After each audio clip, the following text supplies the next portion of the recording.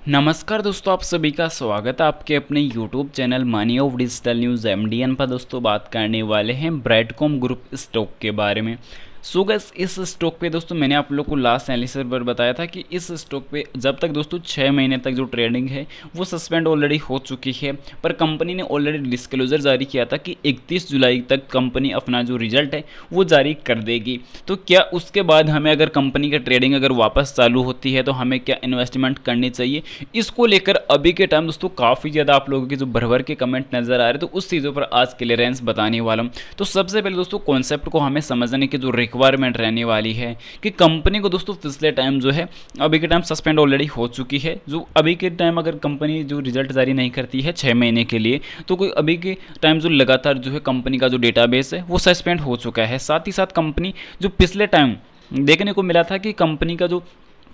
दिग्गज निवेशक थे शंकर शर्मा, तो उनके ऊपर भी दोस्तों ऑलरेडी था यहाँ पे जो सीबीआई जांच हुई थी, साथ ही साथ ईडी की जांच हुई थी। पर उसके लिए कहीं ना कहीं हम बात करें कंपनी का जो सस्पेंशन हुआ था उसके पहले कंपनी को निफ्टी इंडेक्स ने भी अपनी जो 3 से 4 जो इंडेक्स थे उनसे ऑलरेडी रिमूव कर दिया था और जेड कैटेगरी के अंदर डाल दिया गया था। तब भी मैंने आप लोग को सिग्नल दिया था कि इस स्टॉक पे बिल्कुल भी एंट्री ना ले, क्योंकि अभी कंपनी का मैनेजमेंट दोस्तों किस प्रकार कार्य कर रहा है, कंपनी का डेटाबेस किस प्रकार कार्य कर रहा है, क्योंकि लंबे वक्त से कंपनी दोस्तों समस्याओं से बढ़कर एक समस्याओं से दोस्तों जूझती हुई नजर आ रही थी। कंपनी जो पिछले 1 साल के अंदर दोस्तों हम अंदाजा इस बात से लगा लेना चाहिए कि कंपनी का जो 1 साल के अंदर जो रिटर्न निकल के आया है जो काफ़ी वीक जाने वाला है। और 5 सालों पर अगर हम चर्चा करें तो कंपनी का 119 रुपये से प्राइस गिरकर 8 रुपये 65 पैसे तक जो गिर चुकी है, और इतना ज़्यादा जो लॉस हो चुका है कि दोस्तों जब जो लगभग जो इस प्राइस पर अगर हम चर्चा करें तो वो कहीं ना कहीं जो 119 रुपये वाले प्राइस पर जो इन्वेस्टमेंट किया था, लगभग जिन्होंने 1 लाख रुपए का इन्वेस्टमेंट किया था,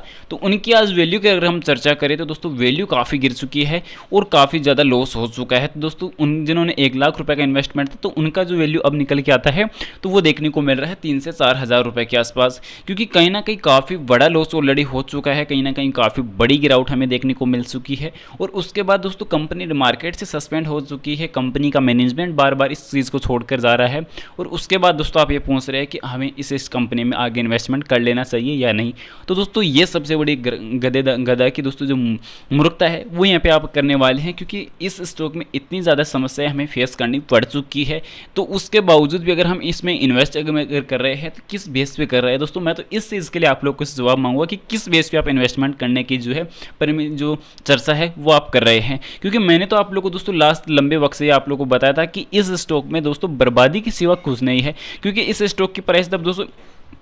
6 महीने पर दोस्तों काफ़ी अच्छी देखने को मिल रही थी, जब लगभग दोस्तों इस प्राइस पर दोस्तों अगर बात की जाए तो इस प्राइस पॉइंट पे मैंने आप लोगों को सजेस्ट किया था कि इस प्राइस पर अभी हमें प्रॉफिट बुकिंग करके इस स्टॉक को दोस्तों जो है एग्जिट कर देना चाहिए। पर काफ़ी ज़्यादा शेयर होल्डर्स का ये कमेंट निकल के आया कि इस स्टॉक का पिछले टाइम जो यहाँ पे 119 रुपये तक की जो प्राइस जम कर चुकी है, तो ये स्टॉक आगे चलकर 150 रुपये तक जा सकता है। ये काफ़ी ज़्यादा सजेशन देखने को मिले थे, पर मैंने आप लोग को बताया था कि कंपनी का 1 साल के अंदर जो मैनेजमेंट है वो कितनी बार रिजाइन कर चुका है, मैनेजमेंट ऑलरेडी कितनी बार चेंज किया जा चुका है। तो उस कॉन्सेप्ट को हमें समझने की रिक्वायरमेंट रहने वाली है। और फाइनली जो कंपनी ने अभी के टाइम डिस्क्लोजर जो जारी किया है तो 31 जुलाई तक का, तो डिस्क्लोजर के अंदर दोस्तों आप लोगों को इस बात से अंदाजा लगा लेना चाहिए कि 31 जुलाई तक का जो टाइम मांगा है, उसके पहले भी कंपनी ने 11 जून तक का टाइम मांगा था। चलो उस चीज़ को मानते हैं कि कंपनी के पास उतना जो टाइम था वो नहीं मिल पाया कि कंपनी को डेटा कलेक्ट किया जाए। कंपनी ने जो 100% ट्रांसपेरेंसी के साथ जितना भी रिजल्ट दोस्तों लास्ट टाइम जो जारी किया था लगभग 11 जून को, तो उसमें दोस्तों कंपनी ने उस टाइम भी 100% ट्रांसपेरेंसी के साथ रिजल्ट जारी नहीं किया। Q2 का भी रिजल्ट अगर कंपनी सिंगल क्वार्टर का भी रिजल्ट अगर जारी कर पाती तो वो तो 100% कंपलसरी तरीके से अगर हम मान सकते थे कि कंपनी ने, अगर कंपनी के मैनेजमेंट में दिक्कत थी तो वो चीज़ हम मान सकते हैं कि कंपनी का मैनेजमेंट ऑलरेडी चेंज हो चुका है, बदल चुका है। पर कंपनी का जो Q2 का जो रिजल्ट था, दूसरी तिमाही का जो रिजल्ट था, वो तो कंपनी को कम से कम 100% ट्रांसपेरेंसी के साथ जारी करना चाहिए था कि कंपनी का जो इंडिया के अंदर जो बिजनेस है, साथ ही साथ जो अनदर कंट्री विदेशों के अंदर जो बस जो